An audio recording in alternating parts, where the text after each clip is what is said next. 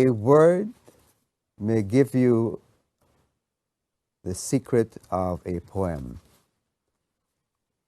A sentence may be the key to a novel. Welcome to another adventure in Guyanese literature.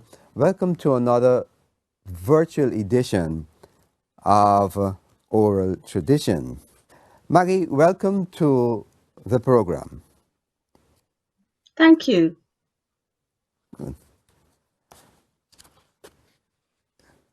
You have a large body of writing.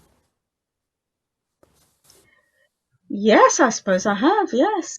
Yeah, I'm looking at it now. It's a long list, almost 10 books, all the way from 1999 to 2019 and onwards, Yes, obviously. hopefully. Congratulations. Thank you Yeah. very much.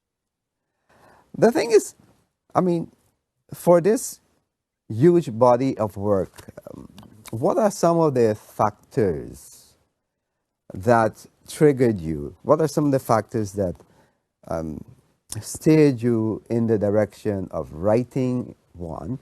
And what sort of some of those factors that sustain you over the years?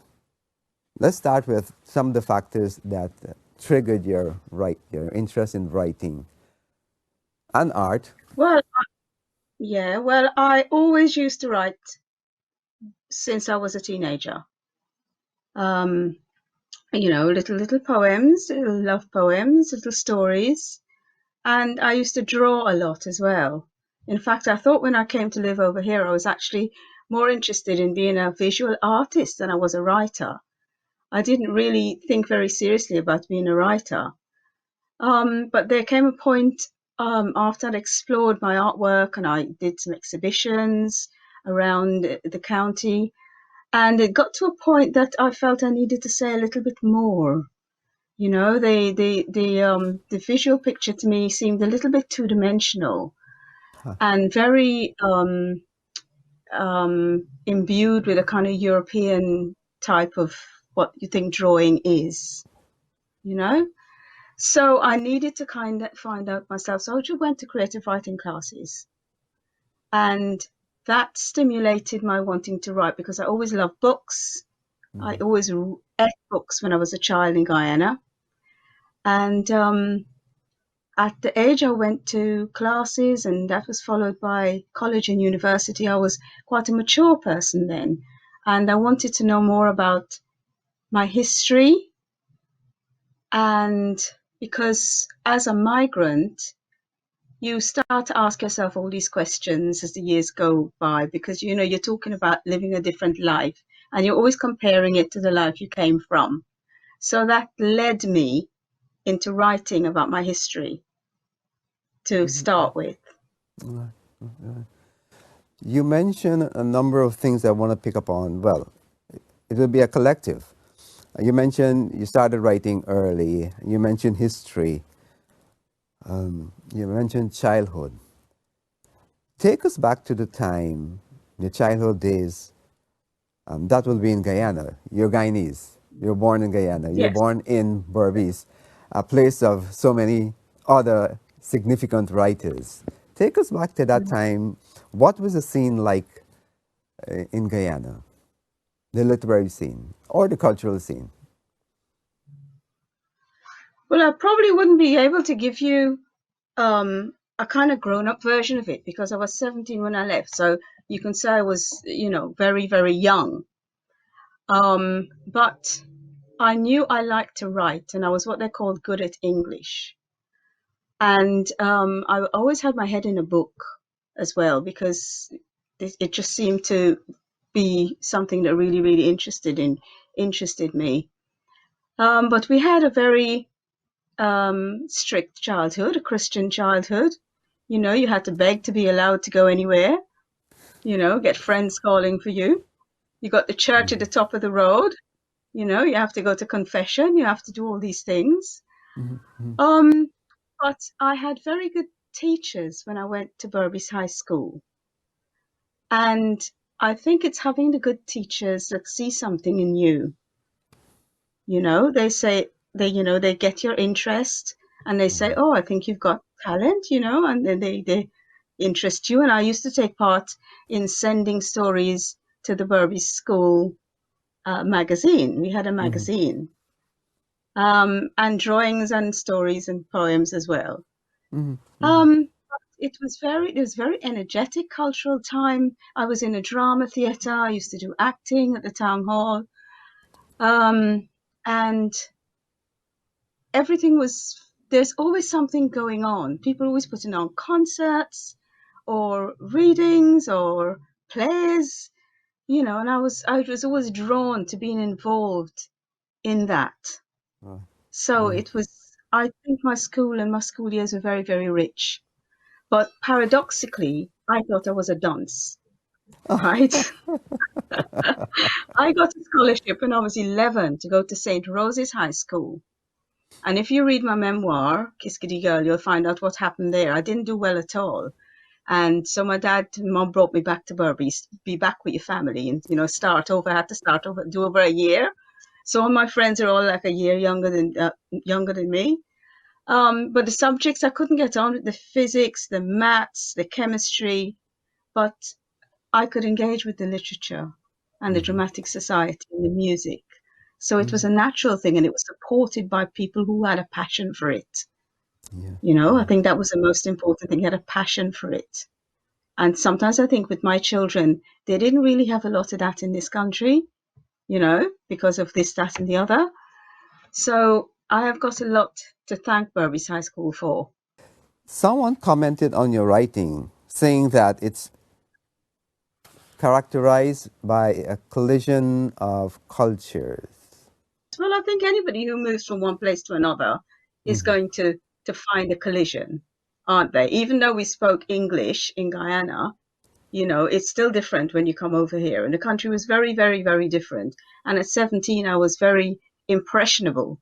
You started comparing to what you left behind to what there is to find the truism of a place. One of the hardest things for me was actually settling in a community which didn't have a lot, none, to be honest, no Caribbean people, no Ah, Guyanese people around our area. uh-huh. So um, that was very difficult. And it's actually the topic of the poem which just won the last competition. I won the Poetry Wales competition I won recently. And so the things you had to learn were very different. Even the things you had in common were different. How you pronounce words, the language. Even though we spoke English, we pronounced words. And we had a whole heap of stories in our head that didn't connect to English life. And also the English life we were taught about in the books in Guyana wasn't the English life that we found over here. Mm-hmm. Mm-hmm. So yes, a collision, because you're always comparing.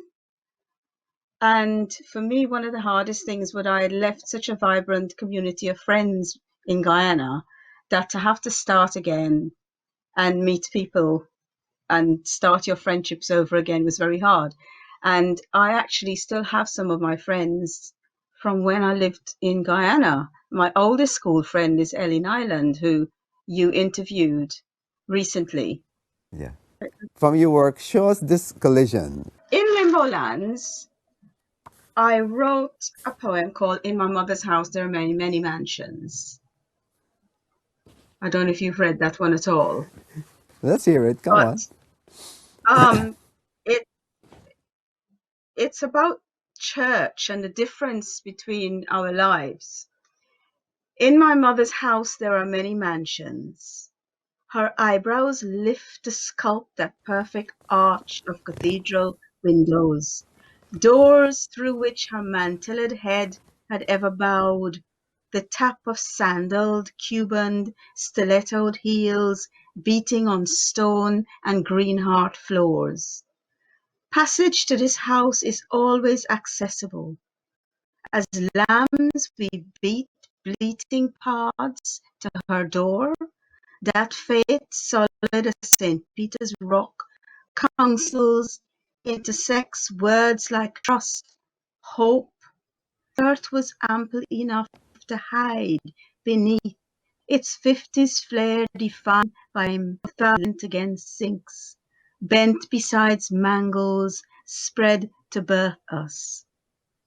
Later they buckled under the weight of blind old women, staggered with dishes up long hospital stairs, bowed in English pews, sinews taut against the cold. In my mother's house there are many mansions, many rooms empty of sound, rich in image, petals in a brass bowl, a candlelit altar, a row of china dolls on her bed, her dancing with a glass of Banks beer, miming to Frankie Avalon. That's just half of it. I won't read the whole thing. But you can see you're talking about the different kind of life that my mum had in Mm-hmm. Guyana, and coming to church over here, it's a kind of taste of how even the little things are quite different. You know Mm-hmm. how how you go. It's cold there, and and also I like to play with the word about play with words, because we know who know their Bible about in my father's house there are many mansions. I don't know if Mm-hmm. you know that quote.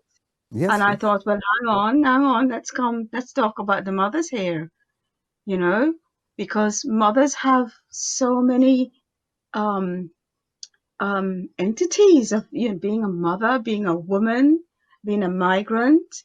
Mm-hmm. They're very Mm-hmm. different roles, and we're lucky to still have our mum. She's now 86, and Wow. she's been a powerful presence in my life, and she always brings all the old ways back back to us and back to me, Yeah. you know. Mm-hmm. Mm-hmm. Um, Mm. you talked earlier about language, sounding more Guyanese now. Let's hear some of that use of the Creoles, the Guyanese Creoles, in your work. This is a poem I wrote.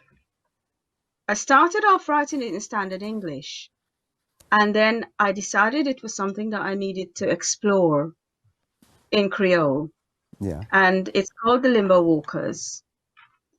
And I'll read you a little bit, but it was very exploratory for me at that time, because at that time I was thinking, how shall I spell these words?